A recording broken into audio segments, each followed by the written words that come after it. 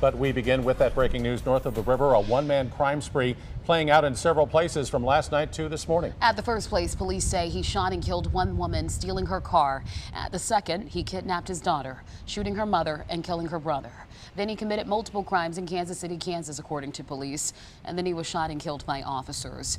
That suspect's name is George Manning. His actions triggered an Amber Alert, which we brought to you as breaking news. I am Bria Berry. And I'm Chris Katz. Lara Kelly are off. It's something we'll continue to follow. We have live team coverage to walk you through all of this information right now.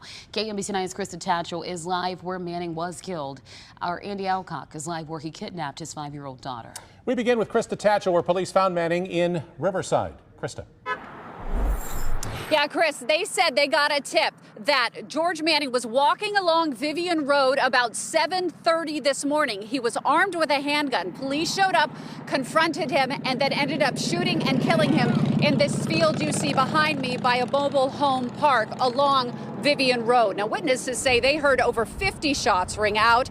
The Platte County Sheriff's Office believes Manning is the father of the abducted 5-year-old girl who is now safe and in the custody of one of his relatives. She was handed over around 5 in the morning. Court documents show Manning lived at the address where police say Manning shot and killed a male juvenile Thursday, as well as shooting the boy's mother, who has survived but is in critical condition. The deceased juvenile went to Park Hill School District and is younger than high school age. There were teens waiting for the bus to go to Park Hill South, where I am now, and where Manning was shot and killed. They say they were terrified and they ran for cover.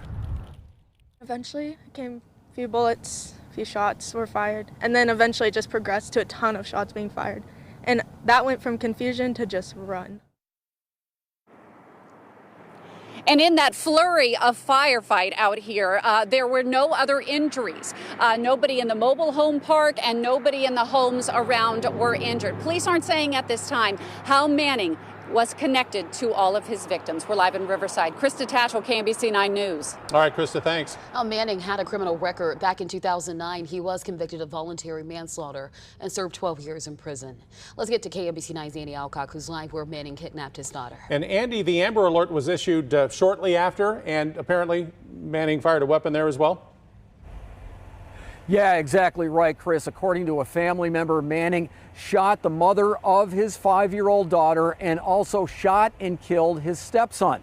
Investigators were here in this unincorporated part of Platte County well into the day today, long after this incident took place last night. A neighbor who lives across the street tells us he heard 3 gunshots last night and a car he didn't recognize pull away after that point. 18-year-old Eduardo Villegas came by this afternoon to look at the home. He tells us the boy who was killed was his 12-year-old cousin. Eduardo also said Manning was his cousin's stepfather and also the stepfather of his older sister. He tells us those 2 children's own father was killed in a bar incident. We've confirmed he was one of 4 people killed at Tequila KC Bar in KCK back in 2019. Eduardo said he'd come to family parties at the house here in Platte County, including his younger, now deceased cousin's birthday parties in the summer.